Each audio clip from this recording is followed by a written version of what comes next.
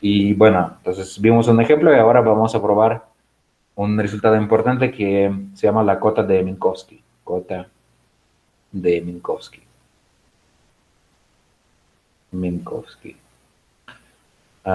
Bueno, primero vamos a ver qué sucede en general, cómo ver este espacio KR de manera más concreta, ¿no? Entonces, ¿quién es este KR? KR consiste en todos estos vectores Z tau, vectores complejos, donde estos tau corresponden a diferentes encajes, ¿no? Entonces, ahora si los ρ son encajes reales y sigma son los encajes complejos. En este caso, pues sobre para los encajes reales, uh, no, pues la acción de la conjugación compleja no permuta los encajes reales. Tenemos entonces la conjugación sobre cada z rho, entonces va al conjugado de z rho y la condición va a ser que estos dos son iguales, de hecho, ¿no? Entonces, para los encajes reales, nomás la condición que vamos a tener es que z rho tiene que ser un número real, ¿no? Para que sea fijo respecto a esto, ¿no? Pero para los encajes complejos, la condición es un poquito diferente, ¿no? Porque ahí, para los complejos, la condición va a ser que z sigma barra es igual a z sigma conjugado, ¿no? Entonces, este es, este es el espacio KR, ¿no? Y vamos a tener un isomorfismo entre KR y entonces el espacio, pues Rn, que vamos a escribir como R a la R1 más 2R2, y este isomorfismo pues va a ser pues una generalización de lo que vimos ahí para los enteros de Eisenstein, ¿no? Cuando yo di el último ejemplo, ¿no? Entonces, digamos que el vector z tau lo mandamos a x tau, entonces, donde digamos que si ρ es un encaje real, entonces x ρ es z ρ, ¿no? Que va a ser un número real.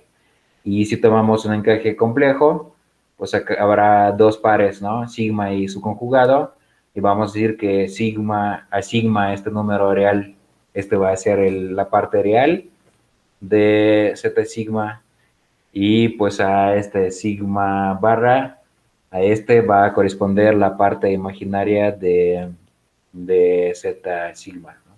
Tenemos este va a ser un isomorfismo de espacios vectoriales reales, ¿no? Y un cálculo pues similar al que hicimos nos va a decir lo siguiente, que si ahora trabajamos con este espacio Rn, y ahí tomamos dos vectores x y y, entonces el producto escalar, que va a ser la restricción del producto hermitiano, va a ser el siguiente, que este va a ser casi el producto escalar habitual, es decir, va a ser la suma de x tau por y tau sobre todas las coordenadas tau, pero aquí va a haber un múltiplo, digamos, n tau, entonces donde n tau es igual a 1, entonces si tau es real, y a 2, entonces si tau es complejo.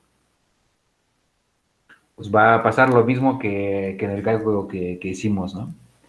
Entonces, ¿y esto qué significa, no? Que tenemos entonces un isomorfismo entre KR y, R1 más 2R2, y el producto escalar aquí pues es un poquito diferente. Cuando tenemos los encajes complejos, hay que multiplicar este por 2, ¿no? Y entonces, ahora, si tenemos un subconjunto X en KR, entonces a respecto a este isomorfismo, va a corresponder a algún subconjunto phi X en este espacio, ¿no? Y para este cuate, pues podemos entonces ver cuál es el volumen de X, y pues este casi va a ser lo mismo que el volumen estándar de phi X. respecto, digamos, a la medida de Lebesgue sobre Rn, pero hay que multiplicar todo esto por 2 a la R2. Pues esta es la idea, ¿no? Que para cada encaje, para cada par de encajes complejos, aquí en este producto va a salir un múltiplo de 2 y por esto hay que multiplicar el volumen por 2 a la R2 al final, ¿no? Entonces este es un comentario importante pues, que hay que hacer para tomar en cuenta que trabajamos con una medida sobre este espacio que es casi Rn, pero pues la medida es un poquito diferente de la medida de Lebesgue porque pues estamos como cambiándole un poquito el producto escalar para las plazas, los encajes complejos, perdón, para los encajes complejos, ¿no? Y bueno, ahora vamos a aplicar el teorema de Minkowski a cierto conjunto convexo simétrico. Entonces vamos a considerar xt, donde t es algún parámetro. Vamos a definir este conjunto como un subconjunto en Kr, que está definido por la siguiente condición, que la suma de los valores absolutos de z tau es menor o igual que t, ¿no? Entonces esta es la definición. Y pues de aquí, de esta definición, no es muy difícil verificar que este es un conjunto, conjunto convexo simétrico, ¿no? Esto es fácil, pero pues lo que no está tan obvio es cuál es el volumen. Lo voy a formular como un lema. Entonces el volumen de x tau, este va a ser igual a 2 a la R1 multiplicado por pi a la R2 multiplicado por t a la n entre n factorial, ¿no? Entonces, cuál es aquí la idea, ¿no? Pues la idea es ocupar este isomorfismo, ¿no? Y visualizar entonces nuestro conjunto como un subconjunto en Rn y calcular su volumen, ¿no? Entonces, ¿qué va a pasar, no? Entonces, el volumen de x tau, pero en xt, ¿no? Este va a ser, como yo dije, 2 a la R2 multiplicado por el volumen respecto a la medida estándar de phi xt. Y pues entonces aquí el chiste es calcular qué es este, ¿no? Entonces, si este va a ser el volumen de un conjunto que pues vamos a ver, ¿no? La condición es esta, ¿no? Entonces, si bajo este isomorfismo entre Kr y Rn, pues ¿qué vamos a tener? Va a ser la condición? Entonces, vamos a tener un espacio R1 más R2, 2R2, con las coordenadas, digamos, x1, etcétera, xr1. Estas son las coordenadas que corresponden a los encajes reales. Y luego 2R2 coordenadas que vamos a notar por Y1, Z1, etcétera, y R2, ZR2, ¿no?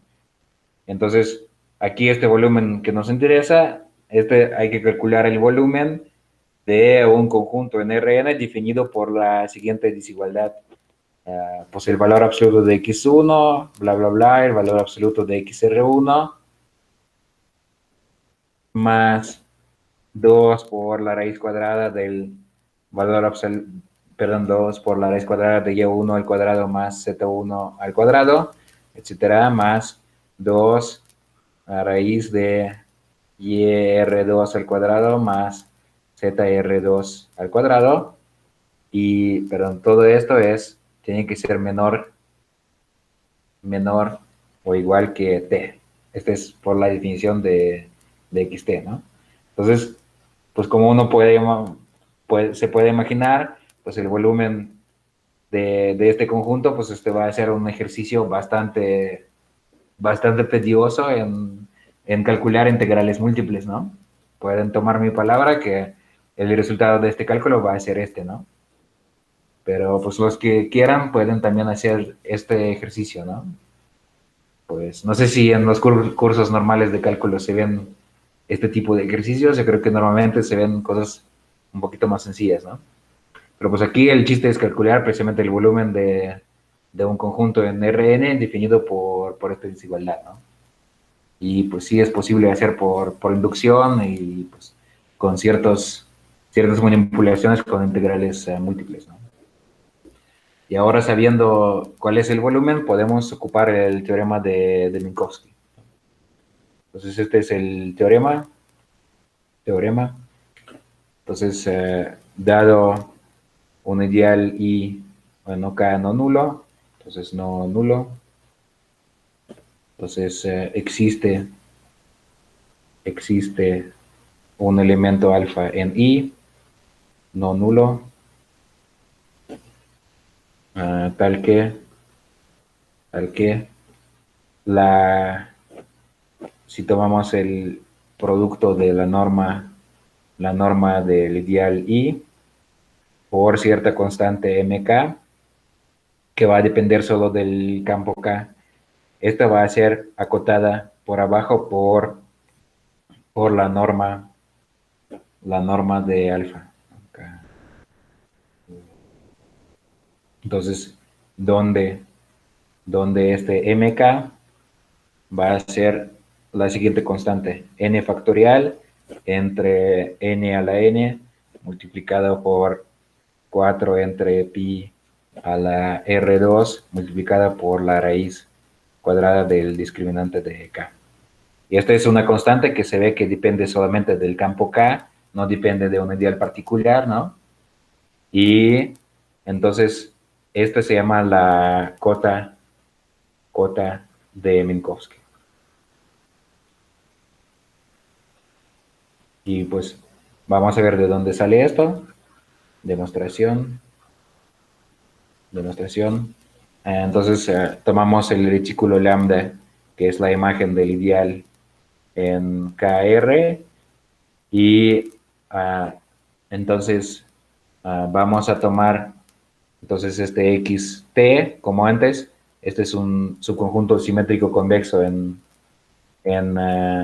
KR, y podemos escoger T de tal manera que el volumen de XT sea igual a 2 a la n por el covolumen de lambda. Y en este caso podemos aplicar el teorema de Minkowski. El teorema de Minkowski nos va a decir que habrá un punto entero no nulo, pues un punto de este retículo no nulo que cabe en XT, ¿no? Entonces, existe un alfa en I, entonces alfa no nulo, tal que alfa, digamos phi de alfa, ¿no? Está en XT, ¿no? Y por la definición de este XT, donde está aquí, está la definición de XT. Esto quiere decir que lo siguiente, ¿no? Que para todo encaje tau, vamos a ver que tau alfa tiene valor absoluto menor o igual que t, pues más bien la suma de todos estos, ¿no? Va a ser menor o igual que t, ¿no? Perdón. Entonces, esto es lo que tenemos para del teorema de Minkowski. Y ahora pues hay que ver qué precisamente significa esta condición, ¿no? Que significa que el volumen de XT sea igual a 2 a la n por el covolumen del retículo, ¿no? Entonces, esta condición, pues ahí hemos escrito cuál es el volumen de XT, y este era 2, a ver, ¿dónde está la expresión? Este era 2 a la R2 por pi a R2 a la R1 por pi a la R2 por t a la n entre n factorial, ¿no? Entonces, digamos, aquí podemos pegar esta expresión, ¿no? Entonces, si esto tiene que ser igual a 2 a la R1 más 2R2, que es n, ¿no?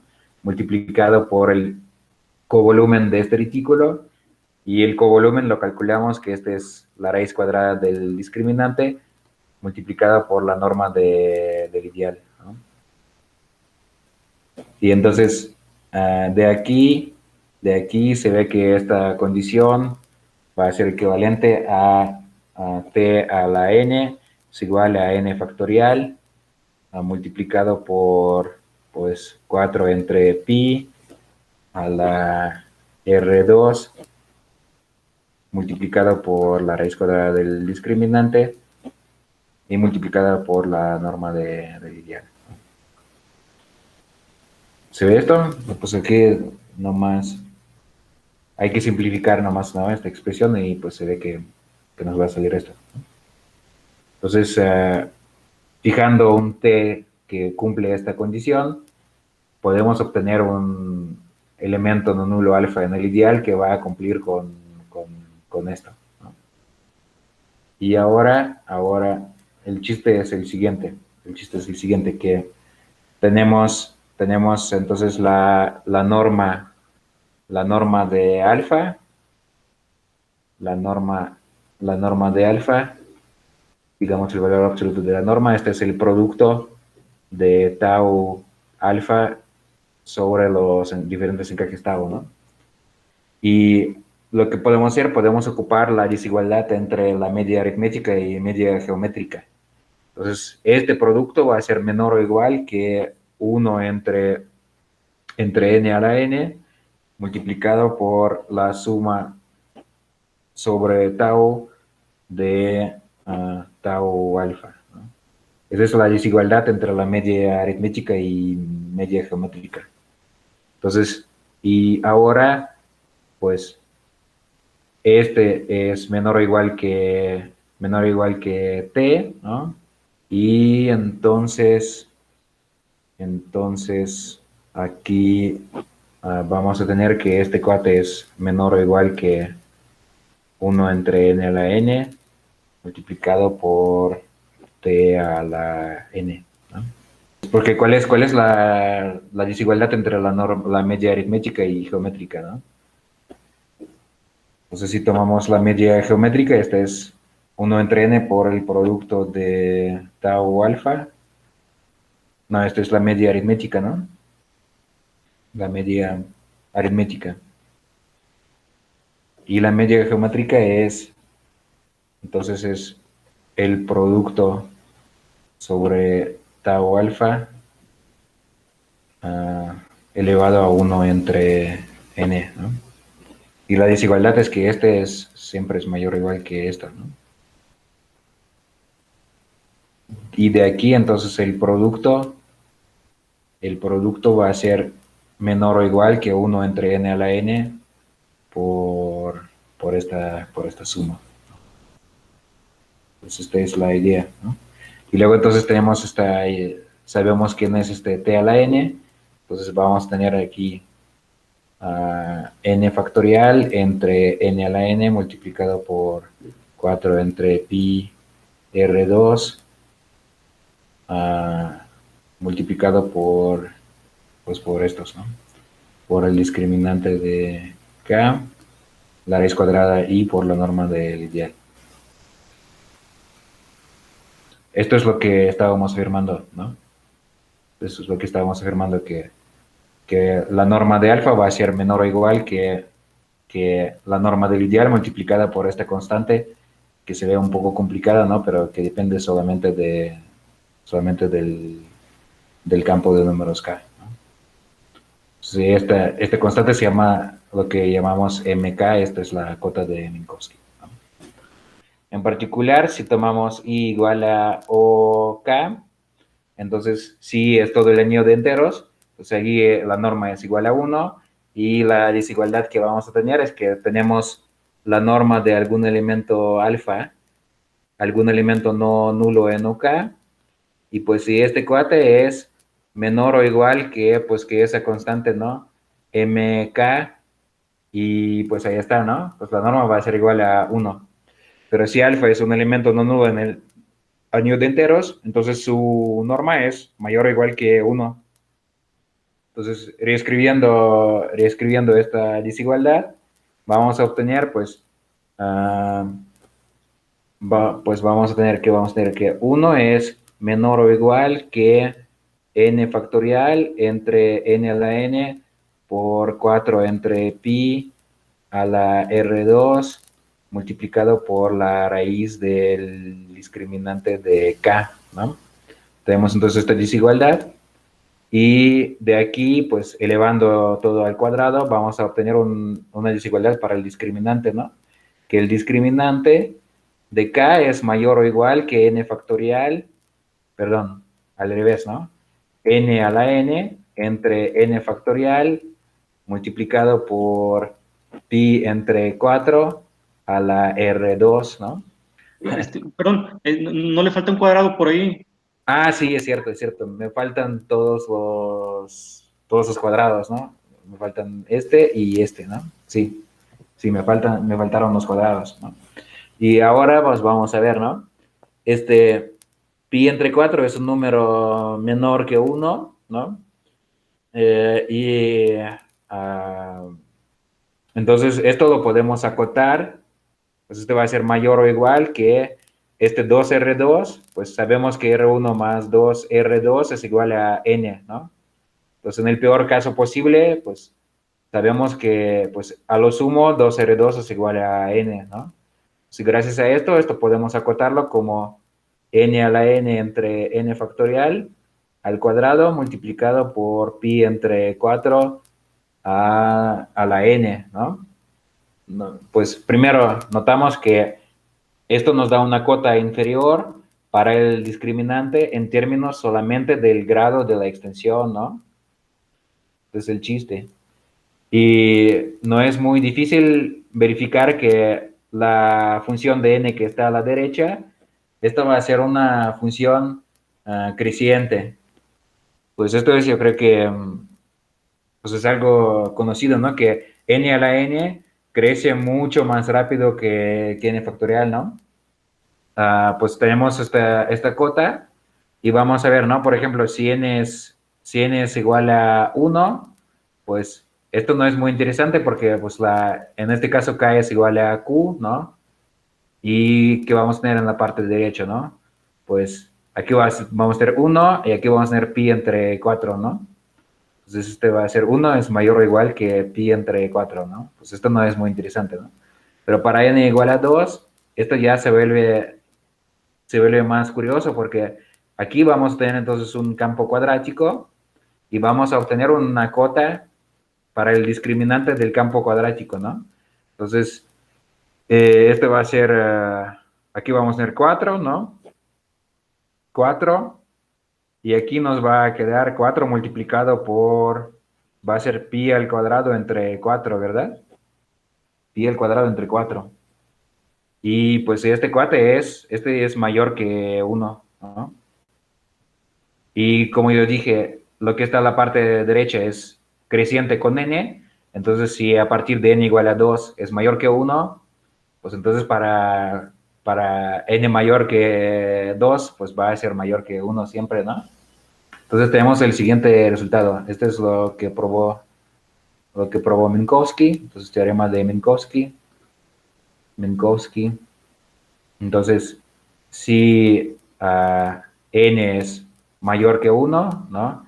Es decir, k es una extensión no trivial de q, entonces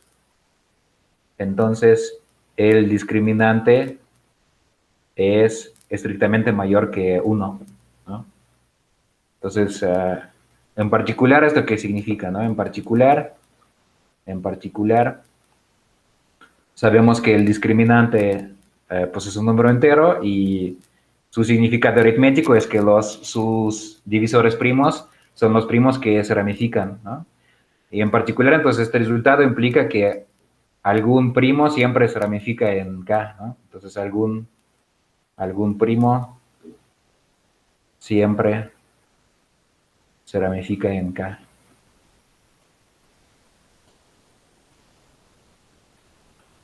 Entonces, esto es lo que pudimos probar, pero ocupando esta cota para el discriminante en términos del grado, ¿no?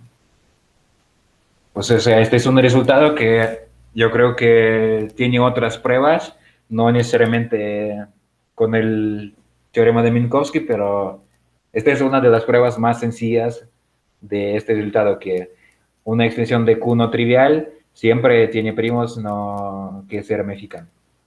O pues, si quieren otras palabras, si toman una extensión de Q donde pues no se ramifica nada, entonces esta extensión tiene que ser trivial.